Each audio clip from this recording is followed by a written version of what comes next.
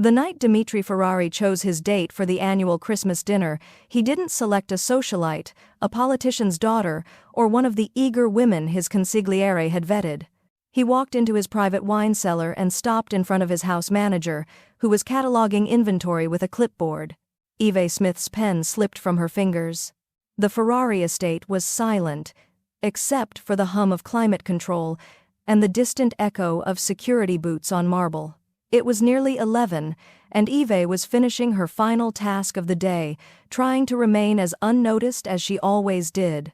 She preferred existing in the margins, a shadow that ensured everything ran perfectly without drawing attention, but tonight, invisibility had become impossible. Dimitri stood blocking the only exit, still wearing the charcoal suit from whatever meeting had kept him late. His tie was loosened, his jaw carved from tension, and his dark eyes were fixed on her with an intensity that made her skin prickle with warning.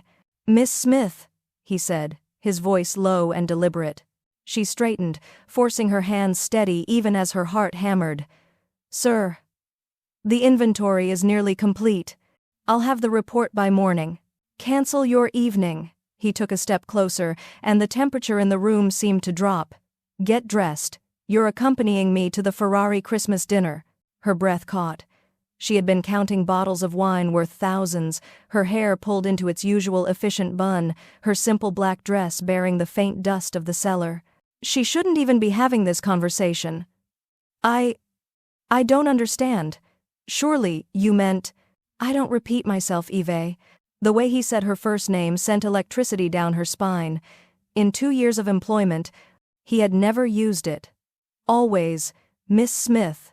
Always professional, always distant. "The dinner is tomorrow evening," he continued, studying her the way a chess master studies the board. "You'll be fitted for appropriate attire in the morning. My driver will collect you at 6. Sir, I'm your house manager. I shouldn't—" "You will."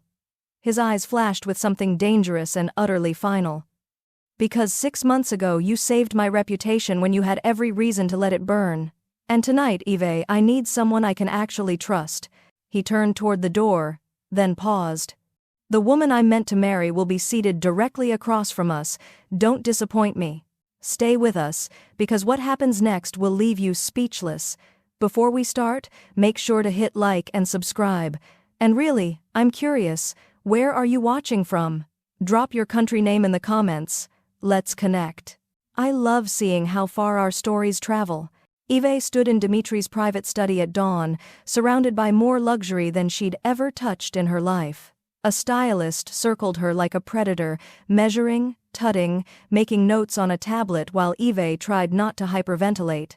"Arms up," the woman commanded. Eve obeyed, her mind still replaying the wine cellar. "The woman I'm meant to marry will be seated directly across from us." She hadn't slept. Couldn't.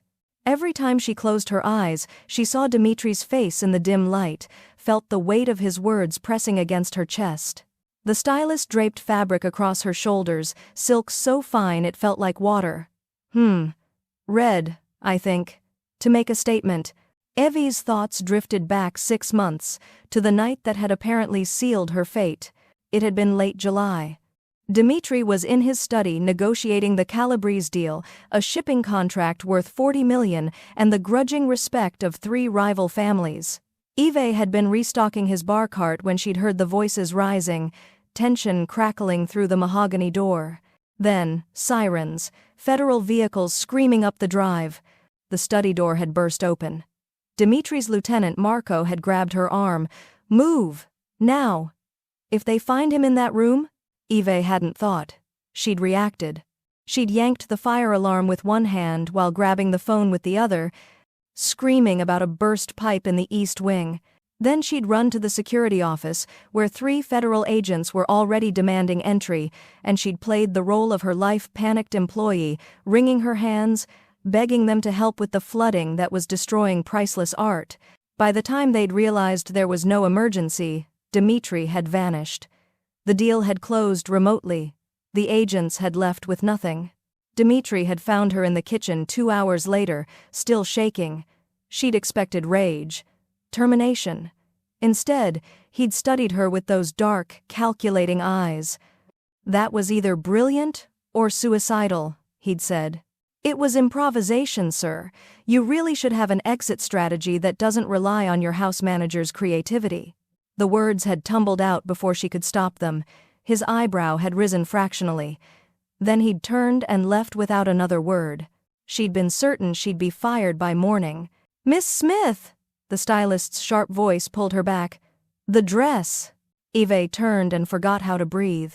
The gown was the color of fresh blood, backless, with a neckline that plunged just enough to be dangerous. Diamonds glittered at the waist, and the fabric looked like it cost more than her annual salary. "I can't wear that." "You will." Dimitri's voice came from the doorway. Eve spun, instinctively crossing her arms over her chest even though she was still fully clothed. He leaned against the frame, watching her with that same unreadable intensity, now wearing a fresh suit that probably cost more than a car. The stylist gathered her materials. "I'll return in 1 hour for final adjustments." She vanished, closing the door behind her. The silence stretched. "Why me?" Eve finally asked. "You could have anyone." "I don't want anyone." Dimitri moved to his desk, opening a drawer. "I want someone who doesn't flinch when things fall apart, someone who thinks faster than she speaks, someone who insults me when I deserve it." He pulled out a velvet box and set it on the desk between them. "6 months ago, you risked federal charges to protect me. You didn't ask for anything in return. You didn't leverage it. You went back to counting silverware like nothing had happened." He opened the box, revealing a diamond necklace that caught the morning light and shattered it into rainbows. "That kind of loyalty is rare, Eve. It's also dangerous for you to possess without protection."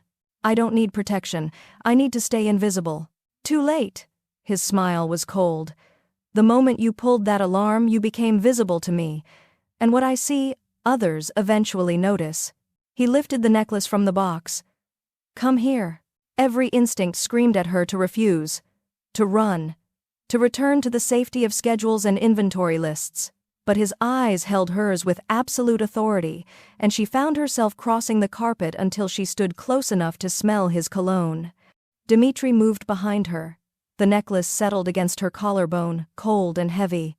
His fingers brushed her neck as he fastened the clasp, and she shivered involuntarily. "Tonight, you are not staff," he murmured near her ear. "You are my most valuable asset. Do not disgrace me." 2 hours later, Eve sat in a different chair while a different expert, this time a man in his 60s with steel-gray hair, stood before her with a leather portfolio. "The Ferrari family tree," he announced, opening it to reveal a sprawling diagram. "You have 4 hours to memorize the critical relationships." Eve's head already ached from the hairstyling, the makeup application, the lessons in how to walk in heels she'd never worn before. Now this. Dimitri's uncle, Antonio, controls the southern operations. He's ambitious but respectful. His wife, Claudia, is not. She'll test you with questions about art, culture, politics. Deflect with charm, never with ignorance. The man he'd introduced himself only as Silvio flipped pages rapidly. Dimitri's younger brother, Luca, is an architect, harmless. His girlfriend, Sofia, is a journalist, not harmless. Assume everything you say to her will be repeated. On and on it went. Cousins, second cousins, business partners, rival families invited for diplomatic reasons. Eve's mind spun, trying to catalog it all. "And this woman," Silvio tapped a photograph. "Alessandra Torrisi, daughter of the Torrisi shipping empire. Educated at Oxford. Beautiful, connected, ruthless." Eve stared at the photograph. Alessandra was stunning, dark hair in perfect waves, sharp cheekbones, eyes that looked like they could calculate your net worth from across a room. "She's the arranged fiancé," Eve said quietly. Silvio's expression remained neutral. "She's the logical choice. Her family's alliance would expand Ferrari influence into international waters. The marriage has been discussed since both were children. So why isn't she his date tonight?" "That," Silvio said, closing the portfolio, "is not my concern. Or yours. Your concern is not embarrassing Mr. Ferrari in front of 200 people who will be scrutinizing your every breath. He left her with a stack of flashcards and instructions to memorize them all. Eve had made it through half the stack when the door opened again. She expected Dmitri. Instead, a different man entered, older, with silver hair and a face carved from granite. He wore a suit that screamed authority, and regarded her the way one might regard a stain on expensive upholstery. "Miss Smith." It wasn't a greeting, it was an indictment. "You must be Valentino." Eve set down the flashcards, keeping her voice steady. "The consigliere. I am the man who keeps Dmitri from destroying himself with impulse decisions." Valentino moved closer, his presence filling the room with cold disapproval. Decisions, like bringing his house manager to the most important social event of the year. He made his choice. He made a mistake. Valentino's eyes were chips of ice. "You're a pawn, Miss Smith." "A statement. He's using you to send a message to his family, and when that message is delivered, you'll be discarded, possibly damaged in the process." Eve's hands clenched in her lap. "Then why are you telling me this?" "Because unlike Dmitri, I think ahead." He reached into his jacket and withdrew an envelope. "This contains 20,000 euros and a train ticket to Florence. Leave now, disappear. By the time Dmitri realizes you're gone, it will be too late for him to find a replacement, and he'll be forced to accept reality. You want me to abandon him hours before the dinner. I want you to save yourself from becoming collateral damage in a war you don't understand." Eve stared at the envelope, her pulse thundering. 20,000 euros. Freedom. Safety. Everything she'd worked for since arriving in Italy with nothing but a suitcase and a fabricated resume. She stood slowly. "Thank you for your concern, Valentino, but I don't run from obligations."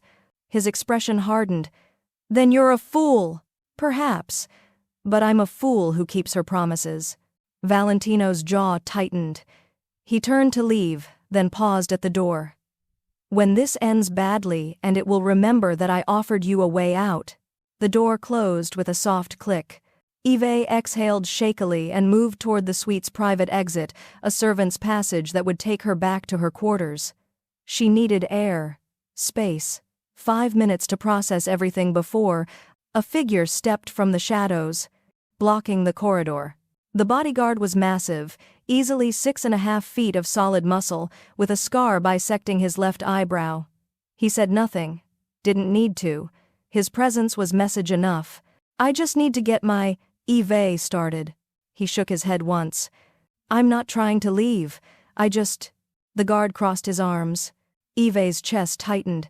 She turned back into the suite, the door clicking locked behind her. The realization settled over her like ice water. She wasn't a date. She was a prisoner. The sun had set by the time the stylist returned for final inspection. Eve stood before a full-length mirror, barely recognizing herself.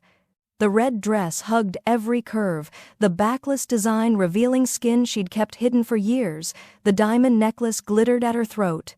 Her hair fell in soft waves over one shoulder, and her makeup was subtle but transformative, emphasizing eyes that looked larger, more vulnerable than she'd ever allowed them to appear. "You'll do," the stylist said with satisfaction. "Mr. Ferrari will be pleased." "Mr. Ferrari will be pleased." As if Eve were a product being delivered. "He's waiting at the bottom of the stairs," the woman added, gathering her tools. "Don't keep him waiting." Then Eve was alone.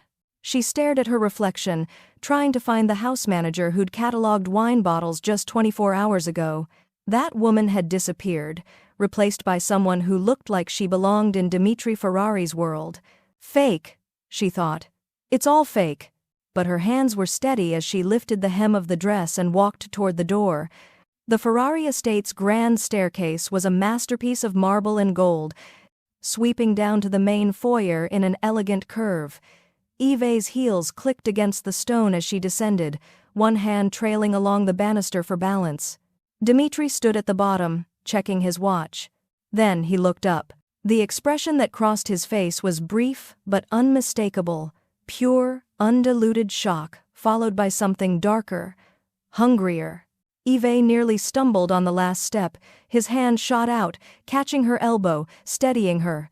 The touch sent electricity racing up her arm. "Careful," he murmured. "Breaking your neck would complicate the evening." "How thoughtful." She lifted her chin, channeling every ounce of false confidence she possessed. "Though I'm surprised you care about complications. Your consigliere seem to think you specialize in them." Dimitri's eyes narrowed fractionally. "Valentino spoke to you. He offered me money and a train ticket, very generous. And yet you're here." "I don't run from difficult situations, Mr. Ferrari. Though I'm starting to wonder if I should reconsider that policy." Something flickered in his expression, approval, maybe, or satisfaction. "There she is. The woman who insults me to my face. You said you needed someone you could trust. I assumed that included honesty." "It does." His hand moved from her elbow to the small of her bare back, the touch searing against exposed skin. "But tonight, Eve, I need you to be careful with that honesty. The people we're about to meet are predators. They'll look for weakness. Don't give them any." "And what am I supposed to be? Your trophy?" "No." His voice dropped to something almost dangerous. "You're my shield, and possibly my salvation. Don't forget which matters more." He guided her toward the door, where a black limousine waited. The driver opened the door silently. Dimitri handed her in, then slid beside her.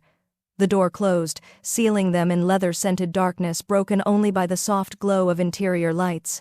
As the car pulled away from the estate, Dimitri's phone buzzed. He glanced at the screen, then went utterly still.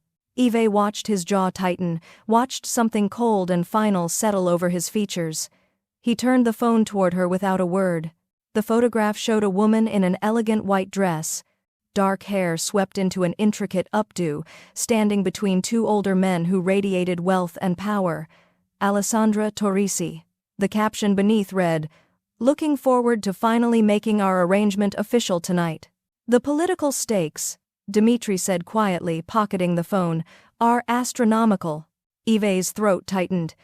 "You brought me to insult her family. I brought you because I refuse to be a piece on someone else's chessboard." His eyes met hers in the dim light. "Even if it costs me everything." The Ferrari Christmas dinner was held at the family's ancestral estate, a sprawling villa that made Dimitri's private home look modest by comparison. Cars lined the circular drive, each more expensive than the last. Security personnel in discreet black suits monitored every entrance. Eve's hands trembled as their limousine joined the queue. "Breathe," Dimitri commanded softly. "They can smell fear." Comforting. It wasn't meant to be comforting. It was meant to be true. His hand found hers, squeezing once. "Remember the Calabrese deal? You didn't flinch then. Don't start now." The car stopped. The door opened. Dimitri stepped out first, buttoning his jacket with practiced ease. Then he turned, extending his hand to her. Eve took it, letting him guide her from the car into the crisp December night. Camera flashes exploded immediately. Photographers, though whether official or paparazzi, she couldn't tell. "Ignore them," Dimitri murmured, his hand settling possessively at her waist. Eyes forward, shoulders back. "You belong here." "I don't," she thought. "I absolutely don't." But she lifted her chin and let him guide her toward the entrance. The foyer was magnificent, soaring ceilings, crystal chandeliers, marble floors that gleamed like ice. A string quartet played something classical and elegant, servers circulated with champagne on silver trays, and every single person stopped talking when Dimitri and Eve entered. The silence was deafening. Eve felt 200 pairs of eyes dissecting her, taking in the dress, the diamonds, the way Dimitri's hand rested on her lower back with clear possession. She saw shock, confusion, calculation, anger. An older woman with sharp features and hair like spun platinum was the first to approach. "Dimitri, darling." Her smile was all teeth. "What an unexpected choice. Aunt Claudia." Dimitri's voice was perfectly pleasant and utterly devoid of warmth. "May I introduce Miss Eve Smith?" "Smith?" Claudia's eyes raked over Eve. "How? American? And what do you do, Miss Smith?" This was the test. Eve could feel Dimitri's hand tense slightly against her back. "I ensure things run smoothly," Eve said, keeping her voice steady.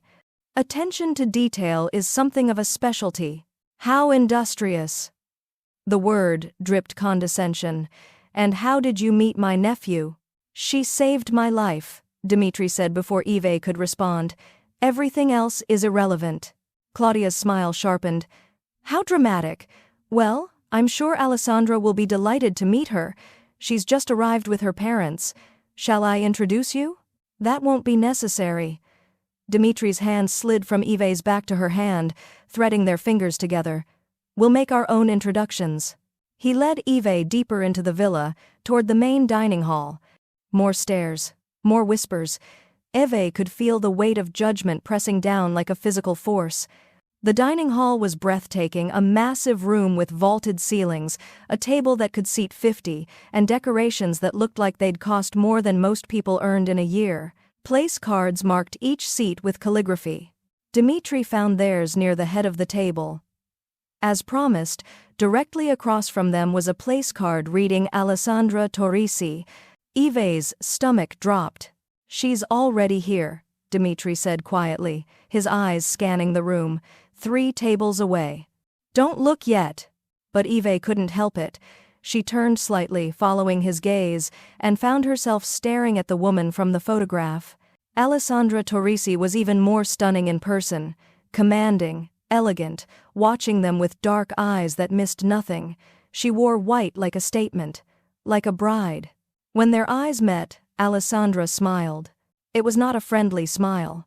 Dmitri leaned down, his breath warm against Eve's ear. The woman I was meant to marry is 3 tables away. Smile, Eve. His hand tightened around hers. The game begins now. Dinner was a performance, and Eve was an unwilling actress thrust onto stage without a script. The first course arrived, some delicate seafood arrangement that probably had a French name she couldn't pronounce. Eve picked up the correct fork only because she'd spent 2 years watching Dmitri's guests from the shadows, cataloging their behaviors like field notes. Conversation flowed around them in Italian and English, peppered with references to business deals and family politics she only half understood. Dmitri played his role perfectly, the powerful boss, attentive but not overly affectionate, his hand occasionally finding hers beneath the table in a gesture that could have been possessive or reassuring. Possibly both. Alessandra hadn't looked their way since that first smile. She sat with perfect posture, engaging her table in animated conversation, laughing at appropriate moments. A woman completely unbothered by her fiancé's rebellion. It made Eve's skin crawl. You're doing well, Dmitri murmured between courses. Aunt Claudia is watching you like you're a science experiment, but you haven't given her ammunition yet. Is that the bar? Not providing ammunition? In this family, survival is the highest achievement. Before Eve could respond, a man approached their table, tall, silver-haired, with the kind of weathered handsomeness that came from decades of getting exactly what he wanted. His suit was impeccable, his smile sharp as a knife. Dmitri, the man's voice carried authority. You've been holding out on us.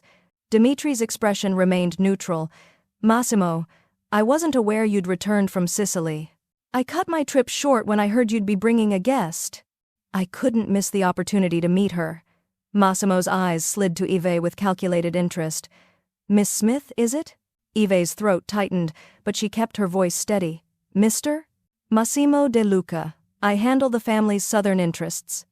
He pulled out the empty chair beside her without asking permission and sat. Tell me, Miss Smith, how does one go from managing a household to managing a Ferrari? The question landed like a slap. Around them, nearby conversations quieted. I don't manage Mr. Ferrari, Eve said carefully. I manage his home. Ah, but there's an art to that, isn't there? Knowing where everything belongs. What should be displayed and what should be kept in the back rooms. His smile widened. I've always admired people who understand their proper place. Dmitri's hand found her knee under the table, squeezing once. A warning or encouragement, she wasn't sure. Massimo, Dmitri said, his voice carrying an edge. Unless you have business to discuss. Actually, I'm fascinated by Miss Smith's background. Massimo leaned back, radiating false warmth. Smith is such an Adaptable name, isn't it? Works in any country. Very convenient for someone who might want to leave their past behind. Yves's pulse thundered. He knew. Somehow this man she'd never met knew that Yves Smith wasn't her real name, knew she'd invented her identity when she'd arrived in Italy with nothing but desperation and a talent for making herself useful. The past is irrelevant, Dimitri said coldly. Only present value matters. Oh, I agree completely. Massimo stood, adjusting his cufflinks. Though I find the past has a way of resurfacing at inconvenient moments, especially when someone's value is being publicly evaluated. He leaned down, his breath hot against Yves's ear. Sophia Miller. That was your name, wasn't it? Before you ran from Chicago 3 years ago. Yves's blood turned to ice. Massimo straightened, smiled pleasantly at Dimitri, and walked away. Yves's vision blurred. Sophia Miller. A name she'd buried so deep she'd almost convinced herself it belonged to someone else. Someone weak. Someone who'd fled instead of fighting. Yves. Dimitri's voice cut through her panic. Look at me. She forced her eyes to his. Found darkness there, and something colder. Calculation. He's testing you, Dimitri said quietly. Testing whether you'll break. Don't. He knows. I don't care what he knows. Dimitri's hand moved from her knee to her hand, threading their fingers together. All that matters is what you do next. Yves swallowed hard. Across the room, Massimo had rejoined his table, speaking animatedly to a woman in emerald green. He glanced back at Yves, smirking. He's waiting for me to run, she realized. Waiting for me to prove I don't belong here. The old Yves Sophia would have fled, found the nearest exit and disappeared into the night, starting over somewhere new with a different name and a different story. But Sophia Miller had been a victim. Yves Smith was a survivor. Excuse me, Yves said, loud enough to carry to nearby tables. She stood, smoothing her dress with hands that barely trembled. I need to address something. Dimitri's eyebrow rose fractionally, but he didn't stop her. Yves walked directly to Massimo's table. Conversations died in her wake. She felt every eye in the room tracking her movement, felt the weight of their judgment and curiosity pressing down like a physical force. Massimo looked up, surprise flickering across his face before he masked it with amusement. Miss Smith, forget something? Actually, yes. Yves kept her voice pleasant, almost friendly. I forgot to mention that I'm familiar with your shipping routes through Palermo, the ones you established without proper family approval in 2019. Massimo's smile froze. You see, as house manager, I have access to quite a lot of documentation. Old contracts, forgotten emails, the sort of administrative details that people assume the staff doesn't read. She tilted her head. It's remarkable what people overlook when they think you're beneath their notice. Careful, Massimo said softly, his eyes hardening. You're in dangerous territory. Am I? Because from where I'm standing, you're the one who broke protocol. Clause 17 of the Ferrari family charter. All new territory acquisitions require consigliere approval and documentation filed with the family archive within 30 days of finalization. Yves's smile was all teeth. Your Palermo routes were never filed. Which means they don't officially exist. Which means if someone were to say, audit your operations. The silence was absolute. Massimo's jaw tightened. You're bluffing, perhaps. But are you willing to bet your southern empire on it?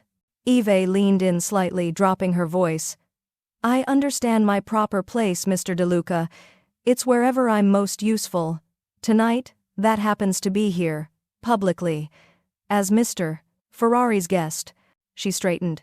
Enjoy your meal. The walk back to her seat felt like a mile. Yves's heart hammered so hard she thought it might burst through her ribs. She'd just threatened one of the most powerful men in the organization based on half-remembered paperwork she'd filed 8 months ago, gambling that he wouldn't risk calling her bluff in front of witnesses. She sank into her chair, barely breathing. Dimitri was staring at her, not with anger or shock, but with something that looked almost like wonder. The Palermo routes, he said quietly. You remember those? I remember everything. It's what you pay me for. I pay you to manage my house." His voice dropped. "I had no idea I was employing a weapon." Before Eve could respond, his hand covered hers on the table, not beneath it, not hidden, but openly, publicly. His thumb traced slow circles against her palm. Every person in that room saw it. The claim, the approval, the message. "She's mine, and I'm proud of her." Eve's chest tightened with something she couldn't name. The plates were cleared. Music swelled. Couples began filtering toward the ballroom adjacent to the dining hall, where a live orchestra was playing something slow and elegant. Dmitri stood, extending his hand. "Dance with me." It wasn't a request. Eve let him guide her to the dance floor, hyper-aware of the stares following them. Alessandra was dancing with a distinguished older man, her father, probably, and watching them with those dark, calculating eyes. Dmitri's hand settled at the small of Eve's bare back, the other taking hers. He pulled her closer than was strictly proper, and began to move. "You took a risk," he murmured near her ear, "confronting Massimo like that. You told me not to break. I told you not to give them ammunition. Instead, you fired a warning shot across the bow of a man who's killed for less." Eve's breath hitched. "Should I apologize? God. No." Dmitri's hand tightened against her back. "I've been trying to find leverage against his Palermo operation for 2 years. You just handed it to me wrapped in a bow." They turned, and Eve caught a glimpse of their reflection in one of the massive gilt mirrors lining the ballroom. They looked like they belonged together, power and grace, darkness and light, perfectly matched. It was terrifying how right it felt. "What name did Massimo call you?" Dmitri asked quietly. Eve stiffened. "It doesn't matter." "It matters to me." "Why?" "So you can add it to your file on me? Make sure your investment is sound?" His eyes flashed. "Because someone in this room knows your past well enough to weaponize it, which means you're in danger, which means I need to know what I'm protecting you from." "I don't need protection. I need—" The words died as Eve caught movement in her peripheral vision. Second-floor balcony. A figure in shadow, and the distinct glint of a camera lens. Her steps faltered. Dmitri caught her instantly, keeping them moving. "What is it?" "Someone's photographing us." Eve kept her voice low, her eyes forward. "Balcony, northeast corner." Not casual shots, deliberate documentation. Dmitri didn't look, didn't change expression, but his hand shifted slightly, adjusting their position so his body blocked the camera's best angle. "Journalists aren't allowed inside," he said, "which means it's family, building evidence." "Evidence of what?" "That I've publicly rejected Alessandra, that I've brought an outsider into the inner circle." His jaw tightened. "Evidence for the coming trial." The music swelled. Dmitri spun her, and for a moment, Eve felt weightless. "What trial?" she asked as they came back together. "Mine." His eyes met hers, dark and utterly serious. "The family doesn't tolerate rebellion, Eve. By bringing you here, I've declared war on their plans. They'll convene a council. Judge whether I'm fit to lead. And if they decide you're not? Then I lose everything. My position, my territory, possibly my life." Eve's chest constricted. "Then why—" "Because some things," Dmitri said softly, pulling her impossibly closer, "are worth burning the world down for." The song ended. Couples applauded politely.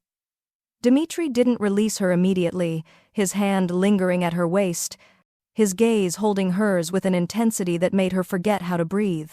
"Mr. Ferrari." Valentino's voice cut through the moment like a blade. Dmitri's expression shuddered instantly. He stepped back, releasing Eve. "Valentino. Not now. Urgent family matters, sir. If Miss Smith will excuse us." It wasn't a suggestion. Dmitri glanced at Eve. "Stay here. Don't speak to anyone. I'll return in 5 minutes." Then he was gone, leaving Eve alone in a sea of predators. She retreated to the edge of the ballroom, accepting a glass of champagne from a passing server simply to have something to hold. Around her, conversations continued, business, Politics, veiled threats disguised as pleasantries, brave performance earlier. Valentino appeared at her elbow, materializing like a ghost. Or suicidal, depending on your perspective. Eve's grip tightened on the glass. I thought you were with Dimitri. I lied. I needed to speak with you alone. His expression was grave. Do you understand what you've done tonight? I've attended a dinner party. You've painted a target on your back. Dimitri brought you here as a pawn in his game against the family's plans. By defending yourself, by refusing to be dismissed, you've become something far more dangerous, a queen. Eve's stomach churned.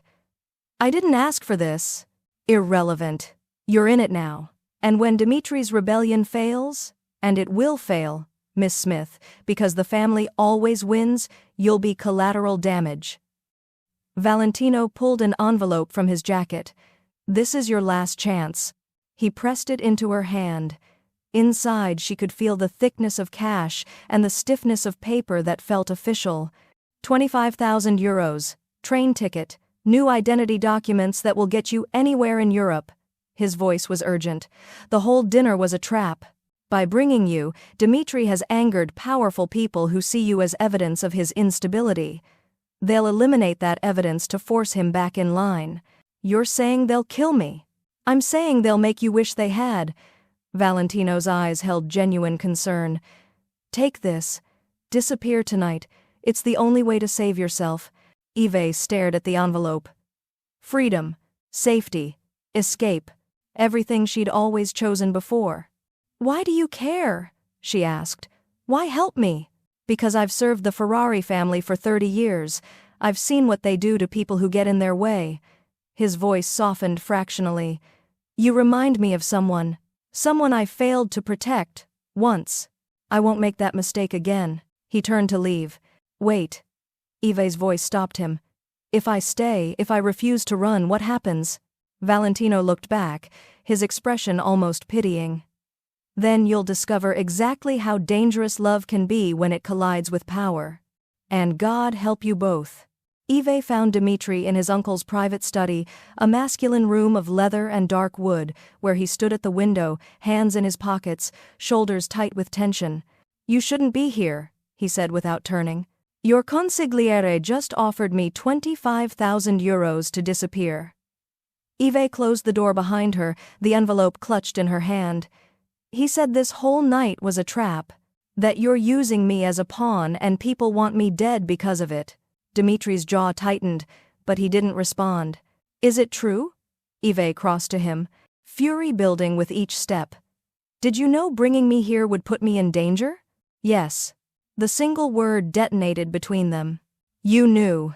You knew and you brought me anyway. Her voice shook. Why? To make a point? To rebel against your family's plans at my expense? Yes. That's all you have to say? Eve threw the envelope at him. It hit his chest and fell to the floor, cash spilling across expensive carpet. I trusted you. I thought, God, I actually thought this was real. Dimitri finally turned, and the look on his face stole her breath. Raw, tortured, desperate. It is real, he said hoarsely. That's the problem. What are you talking about?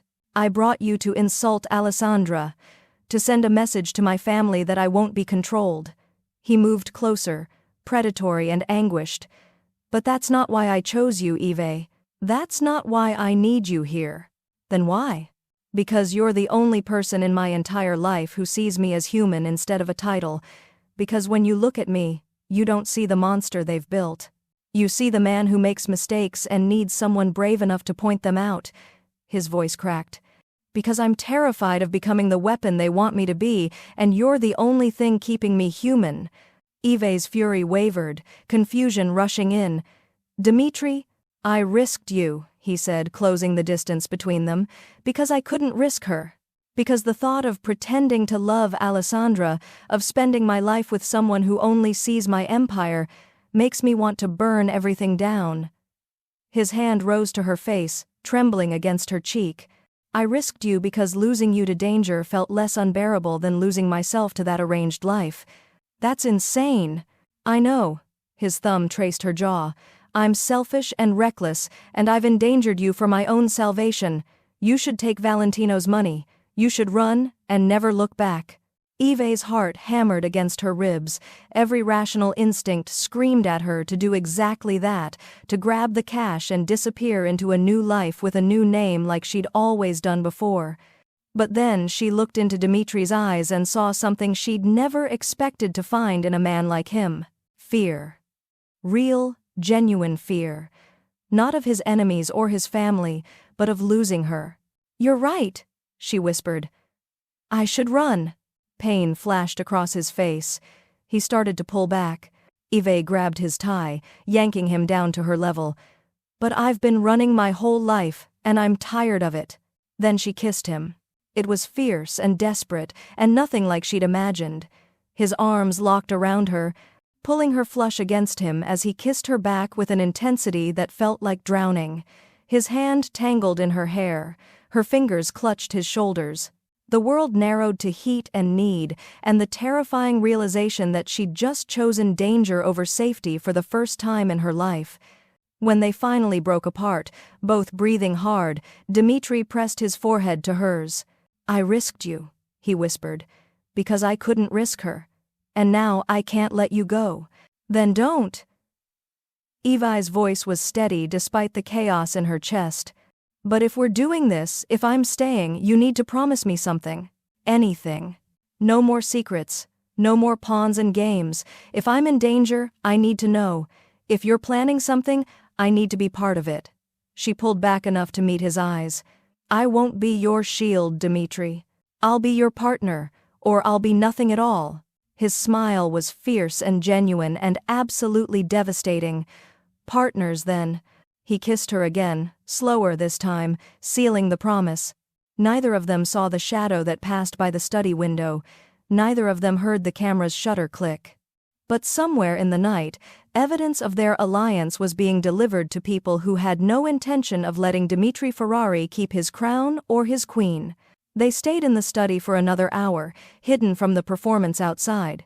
Dimitri sat in the leather chair, Eve perched on the armrest beside him, his hand resting on her hip in a gesture that felt both possessive and vulnerable. "Tell me the truth," Eve said quietly. "All of it. Why Alessandra is a political liability." Dimitri's jaw tightened. For a moment she thought he might refuse. Then he exhaled slowly, his thumb tracing absent circles against her dress.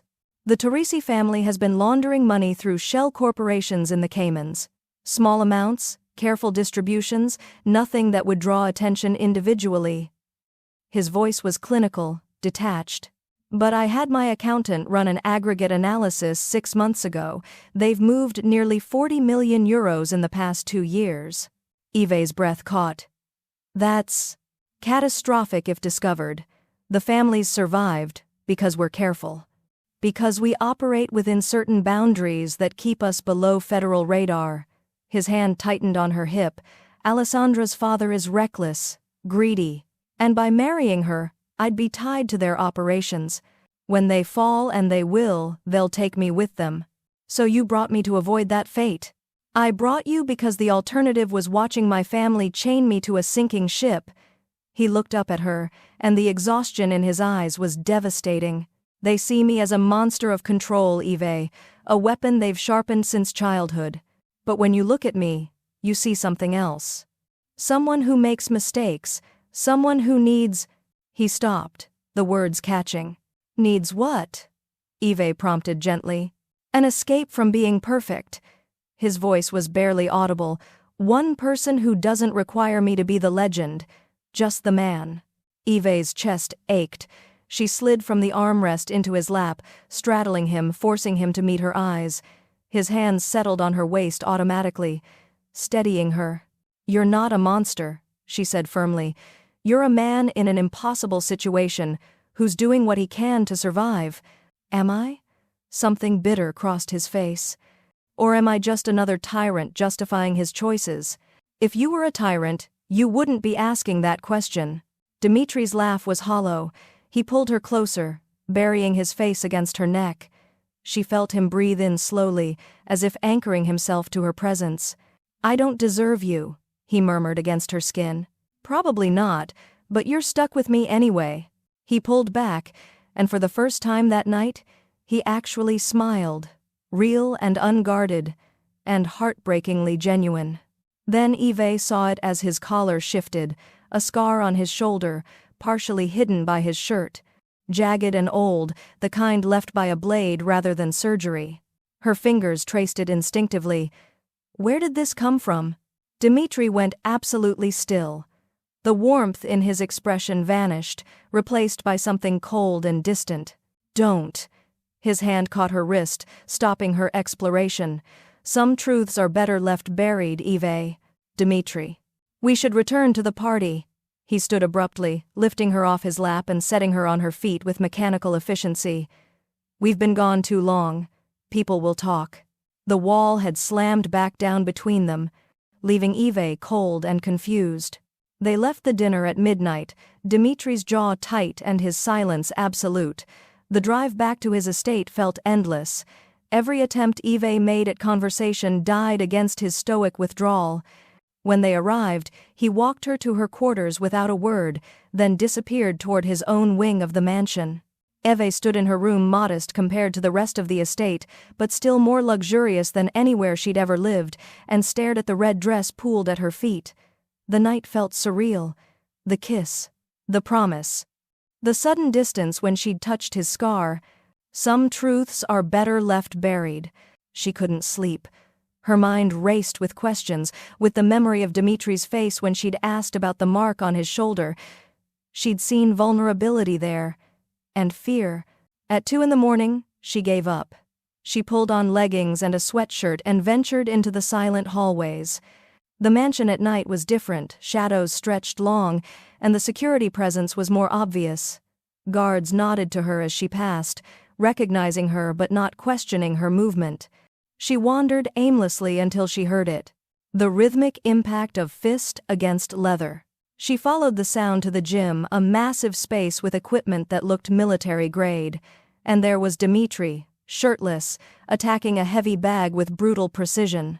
His body was a weapon, scarred, powerful, controlled. But his face was pure anguish. Each punch landed with devastating force, the bag swinging violently. Sweat gleamed on his skin, muscles coiling and releasing with practiced efficiency. Eve stood frozen in the doorway, watching him.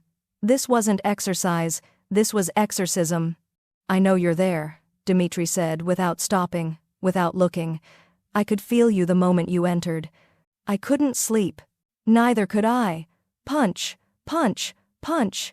The scar on my shoulder, my father gave it to me when I was 16. Said I needed to learn that weakness gets you killed. Eve's throat tightened. Dmitri. He was right. Another devastating combination. In this life, vulnerability is a death sentence. Caring about someone gives your enemies leverage. Trusting someone gives them the knife to gut you with. Then why did you choose me? That made him stop. He caught the bag, steadying it, his chest heaving with exertion. When he finally looked at her, his eyes were dark with something dangerous. Because some part of me wants to die. His voice was raw. The smart part knows you're my greatest liability, but the human part doesn't care. The human part would rather burn with you than freeze alone. Eve took a step forward. I'm not your liability. I'm your... Someone is watching the house. The words cut through the space between them like a blade. Someone who knows you're here, who knows what you mean to me. The air went cold. How do you know? Eve asked. Because... Dmitri's expression hardened into something terrifying. I would do the exact same thing if I were hunting me. The security alarm shattered the night at 3:47 a.m. Eve jolted upright in her bed, heart hammering. The wailing was deafening, not the standard breach alert, but something targeted. Urgent. Her door burst open. Dmitri filled the frame, fully dressed, a handgun in his grip. His face was the mask of the Mafia Boss, cold, lethal, absolutely focused. Stay here, lock the door. Don't open it for anyone but me. What's happening? Breach in the East Wing. Your old quarters. His eyes met hers, and she saw fury there. Someone's after your files. Before she could respond, He was gone, the door slamming behind him. She heard the lock engage from the outside he'd trapped her in. Eve ran to the window. Floodlights blazed across the grounds. Security personnel in tactical gear swarmed the East Wing entrance. In the distance, she heard shouting. A gunshot. Her blood turned to ice. Your old quarters. Your files. Someone knew about Sophia Miller. Someone was digging into her past, and Dimitri was walking into danger to protect her secrets. She couldn't just hide. Eve scanned the room frantically. This had been a guest suite once, part of the original estate. There had to be, yes. She spotted it behind the armoire. A servant's passage. The kind old mansions were riddled with. She shoved the heavy furniture aside, revealing a narrow door. It opened with a creak onto steep, dusty stairs descending into darkness. Eve grabbed her phone for light and ran. The passage was claustrophobic, walls pressing close, spiderwebs catching in her hair. She followed the sound of chaos, shouting, more gunfire, the crackle of radios. When she emerged from a hidden panel in the hallway, the scene before her stopped her heart. Dimitri had someone pinned against the wall, a man in black tactical gear, bleeding from a shoulder wound. 3 security guards surrounded them, weapons drawn, and Dimitri's gun was pressed under the intruder's jaw, his finger on the trigger. Who sent you? Dimitri's voice was death itself. The intruder spat blood. Go to hell. Wrong answer. Dimitri cocked the gun. Wait! Evi's voice rang out. Every head turned. Dimitri's eyes widened with fury. I told you to stay. I know him. Eve stepped forward, her legs shaking but her voice steady. His name is Marcus Webb. He used to work maintenance here. You fired him 8 months ago for stealing. Dimitri's gaze sharpened. And he blamed me. I was the one who caught him, documented the theft, recommended his termination.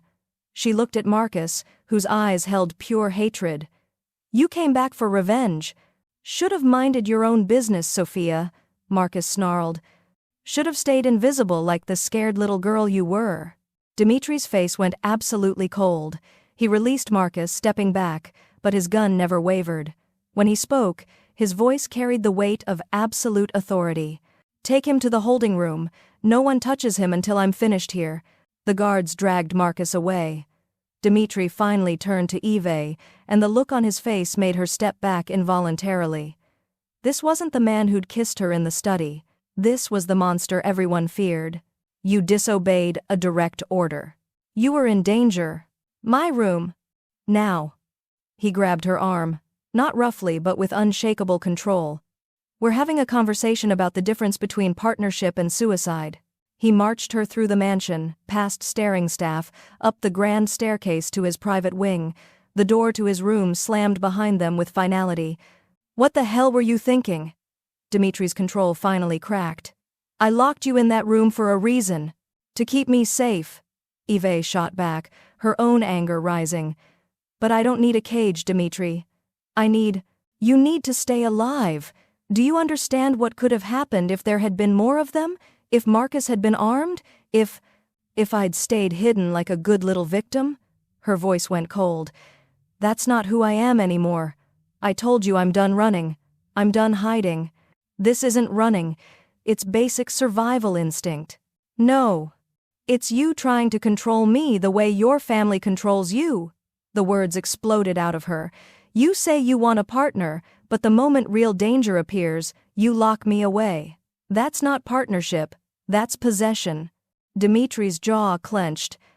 I can't lose you. You don't have me to lose unless you trust me. Eve stepped closer, her heart hammering. I grew up in this world, Dimitri.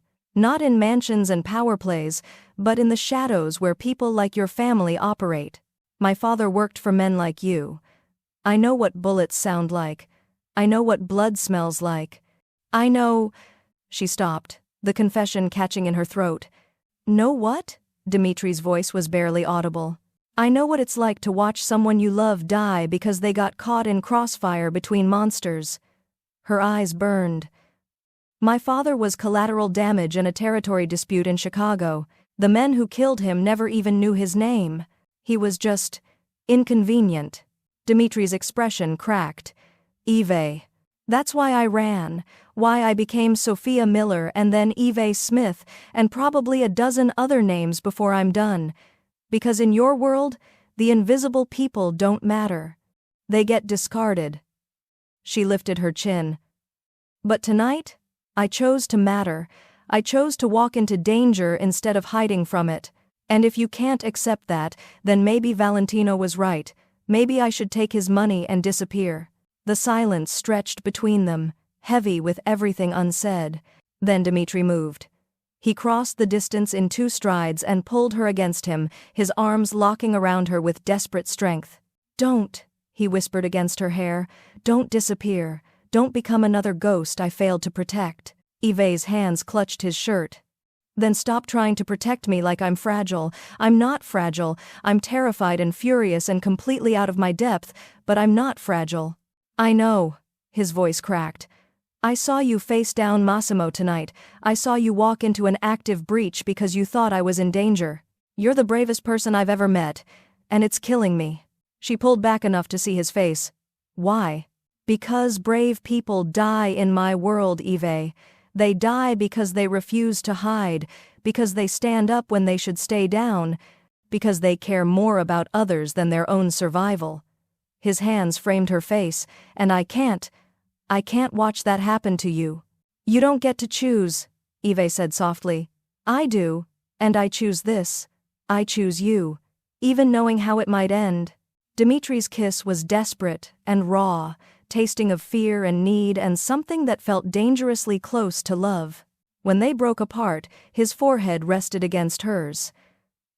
We need to question Marcus.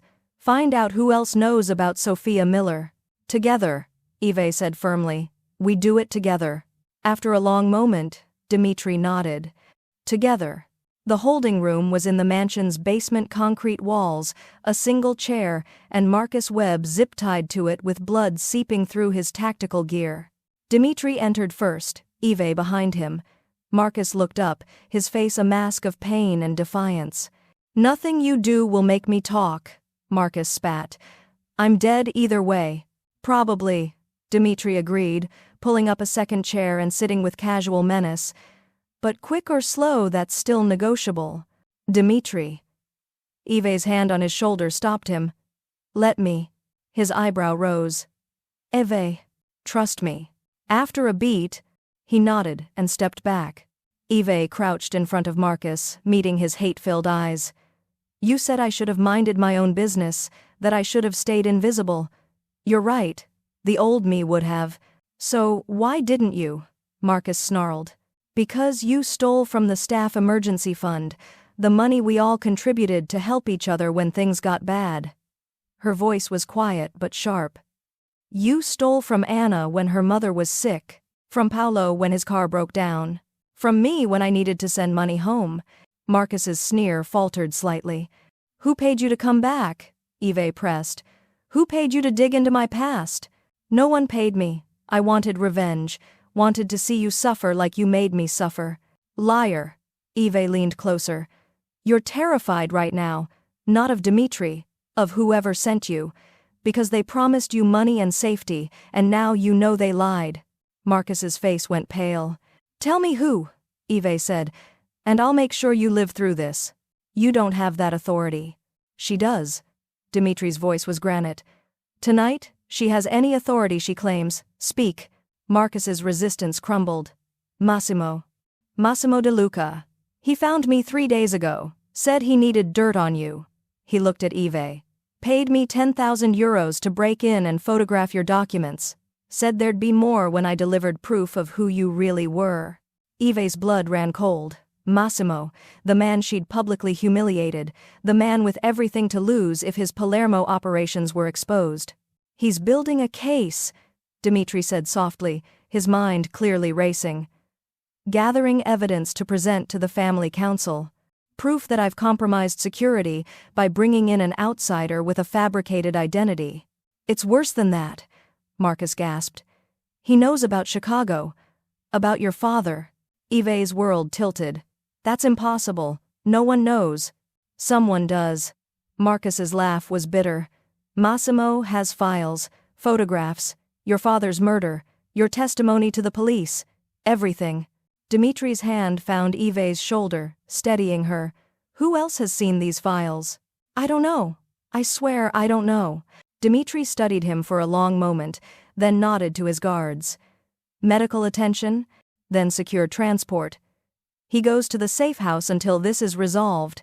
As the guards moved to escort Marcus out, Eve stopped them. She leaned down, her mouth near Marcus's ear, and whispered in Sicilian a phrase her father had taught her long ago. The words of the old families, a promise of blood, debt, and protection. Sangue chiama sangue, ma misericordia rompe il cerchio. Blood calls to blood, but mercy breaks the cycle. Marcus's eyes went wide with terror and recognition. You can't be— What did you say? Dimitri demanded, his voice sharp. But Eve just straightened, her expression unreadable. Nothing important, just a reminder that some debts transcend revenge. As Marcus was dragged away, still staring at her in shock, Dimitri turned to Eve with dangerous intensity. That phrase, where did you learn it? Eve met his eyes, and in that moment, she made a choice. No more secrets, no more hiding. From my father, she said quietly, before he was collateral damage, before he was just an invisible worker, when he was Matteo Castellano, enforcer for the Moretti family in Chicago. The silence in the room was absolute. Your father, Dimitri said slowly, was Moretti's enforcer, the one who disappeared 7 years ago, the one who was murdered for trying to leave the life. Yes. Eve's voice didn't shake. I'm not just running from a past, Dimitri, I'm running from a legacy, and Massimo just connected all the dots. Dimitri stood motionless for 3 heartbeats. Then he walked to his desk, unlocked a drawer, and pulled out a thin manila folder. Matteo Castellano, he said, opening it, Moretti enforcer, disappeared June 2018 after requesting release from service. Body found 3 weeks later in Lake Michigan. Ruled a mob execution. He looked up at Eve. You were 17, changed your name to Sophia Miller, worked cash jobs until you had enough for a passport, then fled to Europe. Eve's breath caught. How long have you known? Since the day I hired you, I run background checks on everyone who enters my home, Eve. The question is why you came here, to my house specifically. She'd known this moment would come, had rehearsed the confession 1,000 times, but standing before him now, seeing the calculation in his eyes, the words stuck in her throat. My father, she began carefully, spent his last 3 months investigating something. He wouldn't tell me what, but he was terrified. He kept saying he'd found proof of something bigger than Moretti, bigger than Chicago, something that connected to families in Italy.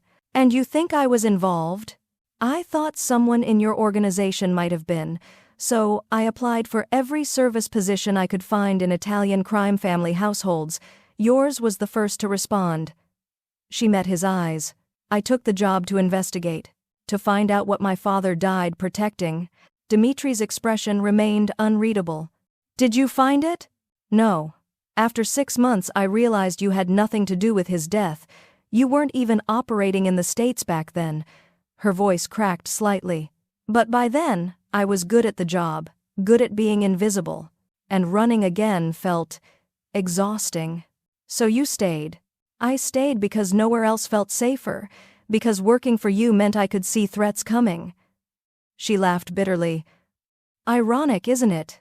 I hid in the monster's house to escape the monsters. Dimitri closed the folder with deliberate precision.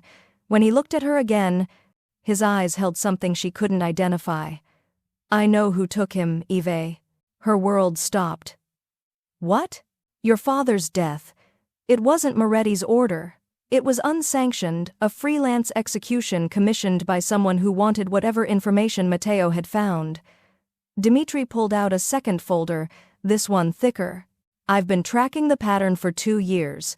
7 informants dead across 3 countries, all killed the same way, all investigating the same thing. What thing?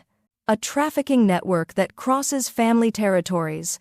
Someone's been moving people, women, mostly through established crime routes without paying tribute or requesting permission. It's the ultimate insult to the old families. His jaw tightened, and the man orchestrating it has been using his legitimate shipping business as cover. Ive's blood turned to ice. Massimo De Luca, your father found the connection. That's why he died. Dimitri's voice went cold. And now, you and I are going to get him back. He's dead, Dimitri. We can't. No, but we can destroy the man who killed him. We can expose Massimo's operation, dismantle his empire, and make sure your father's death meant something. He extended his hand. Partners? Ive stared at his outstretched hand. This was insane, suicidal, everything she'd run from for 7 years. She took his hand. Partners? They worked through the night in Dimitri's private office, spreading files across his desk like battle plans. Ive's staff knowledge combined with Dimitri's resources created a devastating picture of Massimo's operation. Here. Ive pointed to a shipping manifest from 8 months ago. I filed this personally. Massimo's warehouse received a container marked as textiles from Romania, but the weight was wrong. 20 tons declared, but the truck's axle weight suggested closer to 15. Missing 5 tons. Dimitri's eyes sharpened. Or 5 tons of something that doesn't show on official paperwork. And look at the delivery schedule. She pulled up another document on his laptop. Every third Thursday for the past 18 months. Like clockwork. The same route, the same falsified manifests. Dimitri leaned back, studying the pattern. He's gotten comfortable. Routine makes people careless. The next delivery is Thursday, 3 days from now. Ive's pulse quickened. If we could access the warehouse during the transfer, we'd have evidence, witnesses, everything needed to bring him before the family council. Dimitri's smile was cold and dangerous. They'd have no choice but to sanction him, strip his territory, possibly his life. They worked in synchronicity, Ive's meticulous memory for administrative details, revealing vulnerabilities in Massimo's operation that Dimitri's tactical mind could exploit. Hours passed. Coffee appeared and disappeared. The sun rose outside the windows.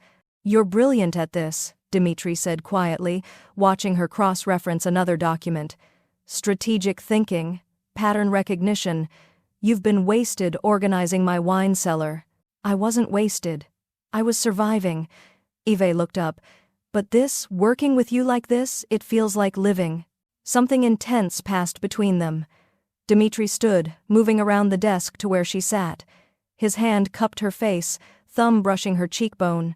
After this is over, he said. After Massimo is destroyed and your father is avenged, what do you want, Ive? Honestly? Always. I want to stop running. I want to use my real name again. I want... She swallowed hard. I want to wake up next to you without wondering if it's the last time. Dimitri kissed her softly, a promise wrapped in tenderness. Then we make sure Thursday goes perfectly. Ive pulled up the warehouse schematics she'd found in the archived files. There's a problem. The security system. Massimo upgraded it 6 months ago. Biometric locks, armed guards, cameras covering every entrance. Can we bypass it? Maybe. But we'd need someone on the inside to disable the biometrics. She studied the layout.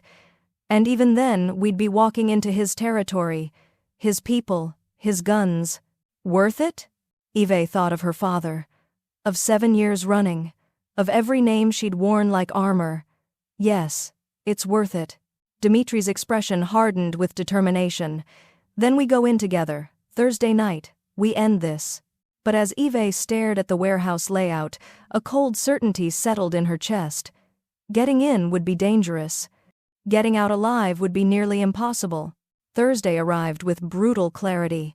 Dimitri spent the morning making calls, positioning his people, ensuring every contingency had a backup plan. Ive spent it memorizing the warehouse layout until she could navigate it blind. They met in his armory at dusk, a room Ive had never entered before. Weapons lined the walls in precise rows. Body armor hung on mannequins. It looked like preparation for war. We don't have to do this, Dimitri said, loading a pistol with practiced efficiency. I can send a team. You can stay here where it's safe. No. Evi's voice was steady. My father. My fight. I'm going. He studied her for a long moment, then pulled body armor from the rack. Then you wear this. Non-negotiable. She let him strap the vest onto her, his fingers efficient but gentle. When he finished, his hands lingered on her waist. This could go wrong in 1,000 different ways, he said quietly. Massimo could have increased security, could have moved the operation, could be waiting for us with twice the firepower we're expecting. I know. And you still want to go. I need to go. There's a difference. Eve placed her hands over his. For 7 years, I've been running from my father's death, from his legacy, from everything he died trying to expose. Tonight, I stop running. Tonight, I finish what he started. Dimitri pulled her against him, his arms locking around her with desperate strength. If we don't make it out, he whispered against her hair, know this. You are the only thing I have ever truly loved. The only person who made me want to be more than the weapon they created. Eve's throat tightened. Dimitri, let me finish. He pulled back, his eyes intense. I brought you to that dinner thinking you'd be my statement, my rebellion. But you became my reason. Everything I do from this moment forward, it's for you. To build a world where you can finally stop hiding. Then, we better survive. Evi said, her voice thick with emotion. Because I have plans for that world. Plans that involve you being alive to see them. His kiss was fierce and claiming, a promise and a prayer wrapped together. When they broke apart, he pressed a small device into her hand.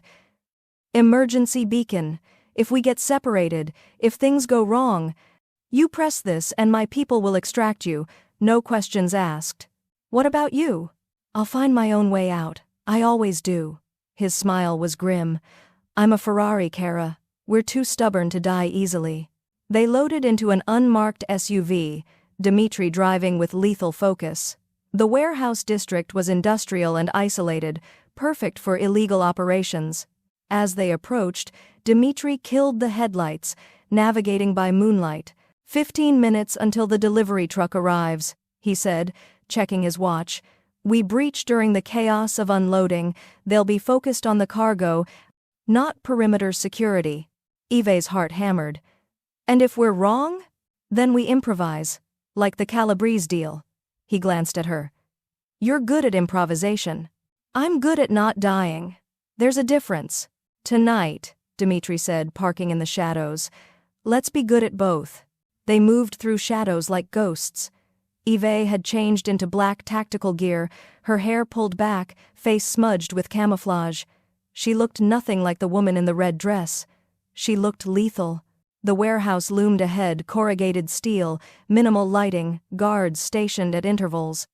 Right on schedule, a truck approached the loading dock, its air brakes hissing. Now, Dimitri breathed. They slipped through a maintenance entrance Eve had identified in the schematics. Inside was exactly as she'd memorized rows of containers, forklifts, and the distant sound of men shouting orders. Dimitri moved with predatory grace, clearing corners, signaling for her to follow. They reached the administrative office, a glass-walled room overlooking the warehouse floor. Inside would be the computer system with all of Massimo's records. I need 5 minutes, Eve whispered, pulling out a USB drive loaded with extraction software. You have 3. Dimitri positioned himself at the door, weapon drawn. After that, someone will notice the guards I disabled are missing. Eve's fingers flew across the keyboard. Files downloaded in rapid succession, shipping manifests, financial records, communications, everything they needed to destroy Massimo. 2 minutes. The progress bar crawled forward. Company, Dimitri hissed. Voices approached, footsteps on metal grating. Eve forced herself to breathe slowly, watching the download percentage tick upward. 85%. 90. Check the office, someone ordered. Thought I saw movement. Dimitri's jaw tightened. Eve. 10 more seconds. We don't have 10 seconds. The door handle turned. Eve ripped the USB drive free at 97% and dove behind the desk. Dmitri moved like lightning, disarming the first guard with brutal efficiency, his pistol taking down the second with a silenced shot. But the gunfire triggered alarms. Sirens wailed, floodlights blazed across the warehouse. "Go!" Dmitri grabbed her hand, pulling her toward the exit. They ran. Behind them, shouts erupted. More guards poured from side rooms, bullets sparked off metal containers. Dmitri returned fire without breaking stride, his aim devastatingly accurate. They burst through an emergency exit and stopped cold. Massimo stood in the parking lot, flanked by a dozen armed men, all weapons trained on them. "Dmitri." Massimo's smile was poisonous. "I've been expecting you. Though I admit, bringing your little house manager was an unexpected touch." They were surrounded. No cover, no escape route. Yves's hand found Dmitri's, squeezing once. "The USB drive," Massimo continued, extending his hand. "Give it to me, and I'll make your deaths quick. Refuse, and I'll make her watch while we dismantle you piece by piece." Dmitri's grip on his weapon tightened. Yves felt his muscles coil, preparing for a fight he couldn't win. Yves looked at the man beside her, the Mafia boss who'd chosen her over duty, who'd risked everything to avenge her father, who was now calculating how to die protecting her. And she realized something profound. For the first time in 7 years, she wasn't afraid. Not of the guns, not of death, not of the monsters in the darkness. Because Dmitri had shown her what it meant to be truly safe. Not hidden, not invisible, but seen, known, and valued enough that someone would burn the world down rather than lose her. "No," she said quietly. Both men looked at her in confusion. "No?" Massimo repeated. "I'm not watching him die. And I'm not running." Yves released Dmitri's hand and stepped forward, ignoring his sharp intake of breath. "You want the drive? Come take it." "Yves," Dmitri's voice held warning, but she was done being afraid. Done being the victim. Done letting monsters control her story. "My father died because of you," she said, her voice carrying across the silent parking lot. "Matteo Castellano. You had him killed because he found proof of your trafficking network. Because he was going to expose you." Massimo's expression flickered. "Your father was weak. He thought loyalty meant more than profit. He thought people meant more than profit. That's why you feared him. Why you fear me." Yves held up the USB drive.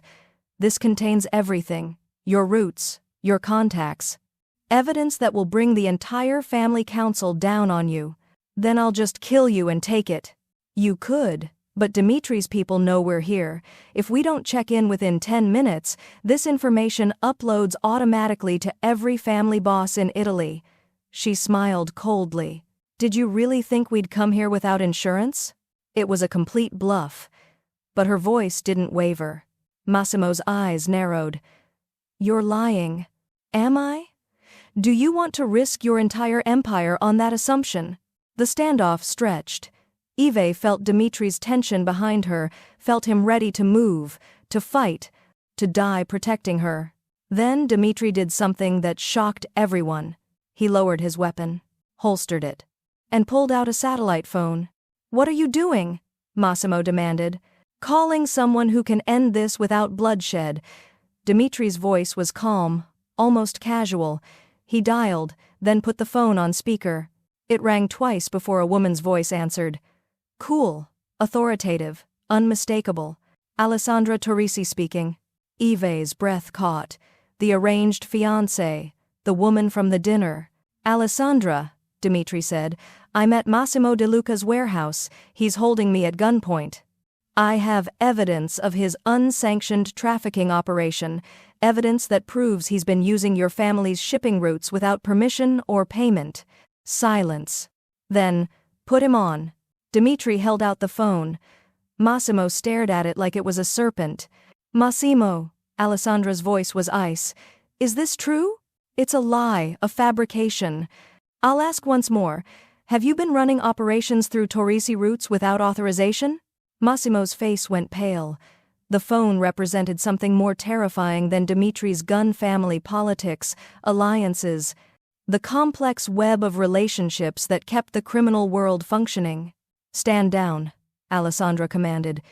If you kill a Ferrari heir on my family's territory, you start a war we'll all lose. Lower your weapons, now. For 5 agonizing seconds, no one moved. Then, slowly, Massimo's men lowered their guns. Dimitri ended the call, pocketed the phone, and looked at Eve with something like awe. Ready to go home? He asked softly. Eve took his hand. Together. As they walked toward their vehicle, Massimo's voice followed them. This isn't over, Ferrari. Dimitri didn't even look back. Yes, it is. They made it 3 blocks before headlights flooded the street behind them. Dimitri's hand went to his weapon, but Eve recognized the car immediately. That's Valentino's Mercedes. The consigliere emerged, flanked by 4 men in dark suits, but instead of weapons, Valentino carried a leather portfolio, the kind used for official family business. Going somewhere? His voice was dry. Valentino. Dimitri's tone held warning. Not now. On the contrary, now is precisely when I'm needed. He approached with measured steps, his expression unreadable. I've just come from an emergency session with the family council. We've been discussing Massimo De Luca's unsanctioned operations. Dimitri went still. How did you? I've known about his trafficking network for 6 months. Unlike you, I believe in building airtight cases before acting. His gaze shifted to Eve. Though your house manager's investigative work did accelerate the timeline considerably. You were investigating him? Eve asked. I investigate everyone. It's my job. Valentino opened the portfolio. Massimo's been using Torrisi shipping routes, Ferrari distribution networks, and Moretti connections without authorization from any family. He's made himself rich while putting all of us at risk. So, you're here to arrest him? Dimitri's eyes narrowed. I'm here to inform you that the council has already issued a sanction. Massimo De Luca is hereby stripped of his territory, his operations, and his protection. Valentino's smile was cold. He's been declared rogue, which means he's fair game for anyone seeking retribution. The implications settled over them like snow. Massimo had no family backing now, no allies. No protection from people like Dimitri who had scores to settle. You did this, Dimitri said slowly, to give me permission to destroy him. I did this to protect the family from a cancer growing in our ranks. What you choose to do with that information is your business. Valentino closed the portfolio. Though I should mention that Massimo is currently being detained at the old cannery on Pier 9. Security has been reduced for the evening. It was an invitation wrapped in deniability. Dimitri looked at Eve. Your call. She thought of her father, of 7 years running, of Marcus Webb and every other person Massimo had used and discarded. Then she thought of the USB drive in her pocket, evidence that could destroy him, legally, publicly, permanently. We take him to the council, she said firmly. We let them judge him according to their laws. We do this right. Dimitri's expression softened with something like pride. You're sure? Killing him would be mercy. I want him to face what he's done. I want him to lose everything the way my father lost everything. Her voice was steel. I want him to live with that. Valentino's eyebrow rose fractionally. The house manager has teeth. I approve. 20 minutes later, they stood in the cannery's main floor, a cavernous space that smelled of salt and rust. Massimo was tied to a chair, blood trickling from his nose, surrounded by Valentino's men and half the family council. Dimitri approached him slowly, predatory and lethal. You tried to kill me tonight, threatened my partner, ran operations that endangered every family in Italy. Dimitri, Massimo started. You're going to spend the rest of your miserable life in a cell, watching everything you built get divided among your enemies, your money, your territory, your legacy. Dimitri leaned down, his voice dropping to something terrifying. And every day, you'll remember that you lost it all because you underestimated a house manager. He pulled back his fist, ready to deliver judgment. Stop. Evi's voice cut through the tension like a blade. Every head turned. Dimitri froze mid-strike. Eve stepped forward, her footsteps echoing in the cavernous space. He's mine. Dimitri searched her face, then slowly stepped aside. Eve crouched in front of Massimo, meeting his hate-filled eyes. My father's name was Matteo Castellano. You had him killed 7 years ago. I've spent every day since learning to survive in your world, learning your rules, your weaknesses. She stood. Your punishment isn't death, Massimo. It's living long enough to see me succeed in the world you tried to keep me out of. She turned to the council. I want his offshore accounts liquidated, every euro donated to trafficking victim support organizations. I want his properties seized and converted to safe houses. I want his name erased from everything except the cautionary tales told to warn others against greed and treachery. The silence was absolute. Then Valentino began to clap slow, measured applause that others joined until the cannery echoed with approval. 3 days later, Dimitri's private office had transformed into a war room. Evidence covered every surface: Massimo's records, council documents, and one file Dimitri had kept separate from the others. Are you ready? He asked quietly. Eve looked at the file labeled Castellano, Matteo. Her hands trembled slightly. What if... He's alive. Eve. Dimitri's voice was certain. Massimo kept him prisoner to leverage information. We found him in a medical facility outside Naples. Weak, but alive. The room spun. My father is alive? They're bringing him here, now. Eve barely heard the rest. Her father. Alive. After 7 years of believing him dead, of running from his ghost, of building her entire life around his absence. The door opened. The man who entered was gaunt, gray-haired, moving carefully like someone still recovering from trauma. But his eyes, dark and sharp, were exactly as she remembered. Eve? His voice cracked on her name.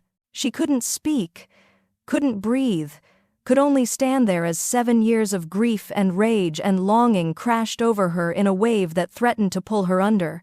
Then she was moving, closing the distance, and her father caught her in arms that shook with emotion. Bambina mia, he whispered against her hair. My girl, my brave girl. Eve sobbed against his shoulder, raw, ugly crying she'd held back for years. I thought you were dead. I thought... I know. I'm sorry. I'm so sorry. He pulled back, cupping her face with trembling hands. They took me the night I planned to run, kept me alive to use as leverage if anyone got too close to the truth. But you... His voice filled with fierce pride. You found the truth anyway. You're stronger than I ever was. I learned from you. No, Piccola. You learned despite me. Despite what I dragged you into. He looked over her shoulder at Dimitri, who'd retreated to give them space. You must be Ferrari, sir. Dimitri inclined his head respectfully. Matteo studied him with the penetrating gaze of a man who'd spent a lifetime reading threats. You're the one who found me. Who dismantled Massimo's operation? We did it together. Your daughter is the one who connected the pieces. And now? Matteo's eyes sharpened. What are your intentions toward her? The question hung in the air. Eve felt her cheeks heat. Papa. He's the Mafia Boss, Eve. I can see how you look at him, how he looks at you. Matteo's voice was gentle but firm. But you need to understand what that means. The danger, the violence, the life you'd be choosing. I already chose it, Eve said quietly. The night of the Christmas dinner. Then you're braver than I ever was. Or more foolish.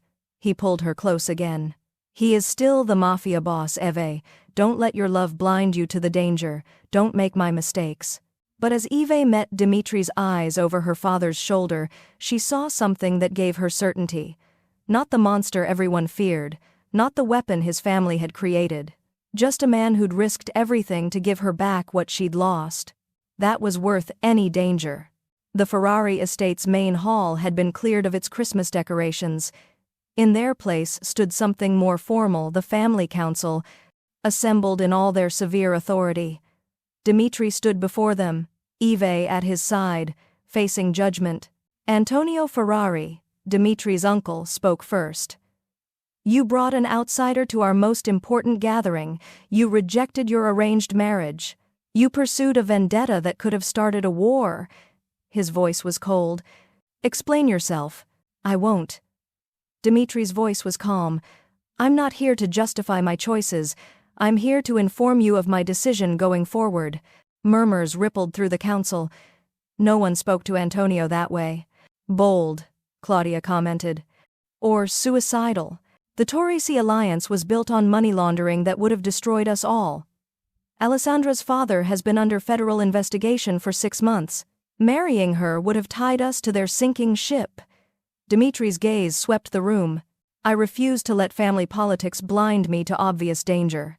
You could have voiced concerns through proper channels, Antonio countered. Would you have listened, or would you have accused me of trying to avoid duty? Dimitri's smile was sharp. I chose to demonstrate the truth instead, and in doing so, I found something more valuable than a political alliance. His hand found Evi's, threading their fingers together publicly. This woman uncovered Massimo's operation. She provided evidence that saved us from infiltration. She proved herself more strategically valuable than any arranged bride could be. His voice carried absolute conviction. I'm formally rejecting the Torrisi arrangement, effective immediately. And replacing it with what? Claudia's tone was venomous. Your house manager? My partner, my equal, my choice. Dimitri turned to Alessandra, who sat with her family in the observer section. Miss Torrisi, I apologize for any offense my actions caused, but I cannot enter a marriage built on obligation rather than respect. Alessandra stood gracefully, her expression unreadable. Mr. Ferrari, your honesty is refreshing, though I admit I'm not entirely disappointed. The room went silent. Your investigation into Massimo's operations revealed uncomfortable truths about my father's business practices. Truths I can now address without the complication of a marriage alliance. She smiled coolly. Consider us even.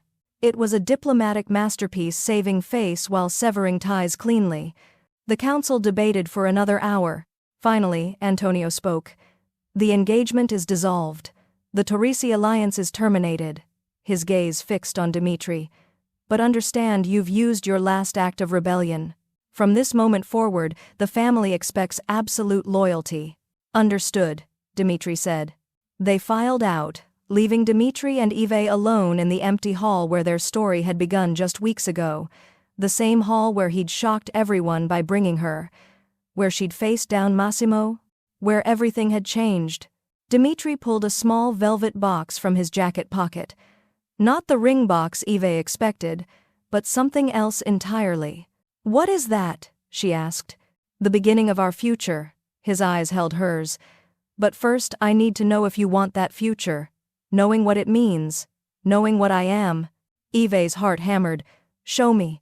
Dimitri opened the box.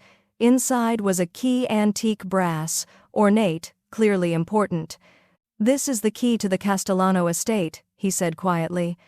A property that belonged to your grandfather's family before they lost it in the 1970 seconds during a territory dispute. I purchased it 3 days ago. Evi's breath caught. Why? Because I'm done building empires on blood and fear. Because I want to create something legitimate, something that honors the people who've been crushed by this life. His voice was steady. I'm starting a foundation for victims of trafficking and organized crime, support services, legal aid, safe houses, everything people like your father needed and never got. He placed the key in her palm, closing her fingers around it. This is your estate, Eve. Legally, irrevocably. But I'm hoping, he paused, vulnerability flashing across his face, I'm hoping you'll let me build that foundation there, with you, as partners. Eve stared at the key, her vision blurring with tears. You're giving me my family legacy back. I'm giving you a choice. Take the estate, take the life you deserve, and leave this world behind.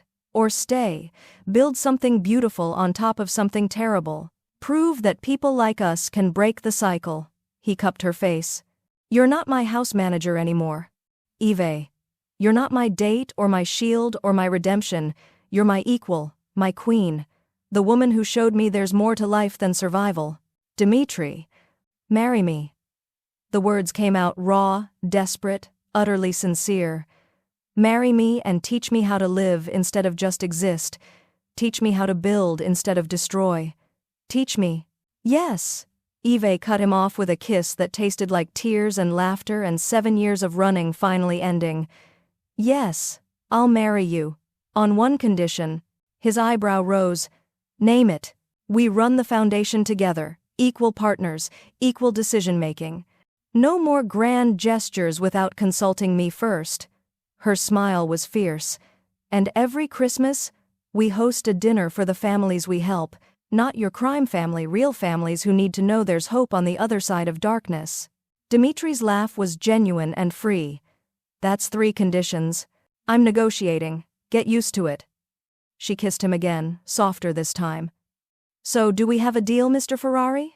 We have a deal, Miss Castellano. He pulled her close, his arms locking around her. Though I should warn you, my family is going to hate this. Good. I'd be disappointed if they didn't. Evi's grin was wicked.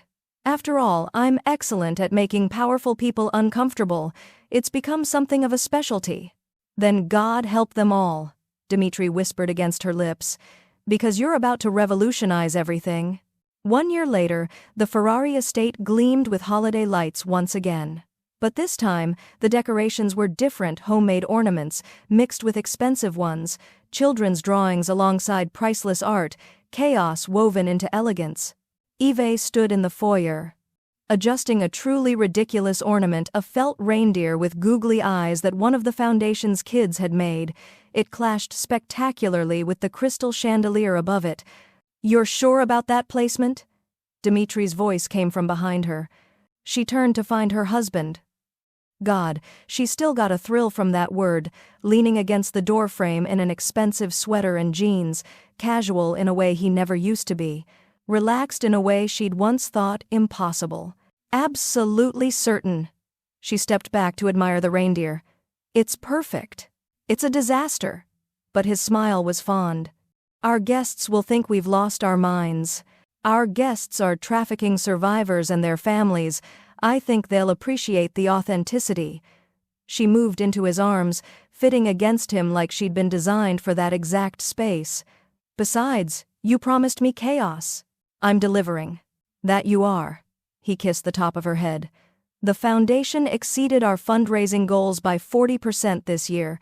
We're opening 2 new safe houses in the spring. Your father's been invaluable with security protocols. He's thriving, having purpose again. Eve looked up at Dimitri. Thank you for giving him that. Thank you for giving me you.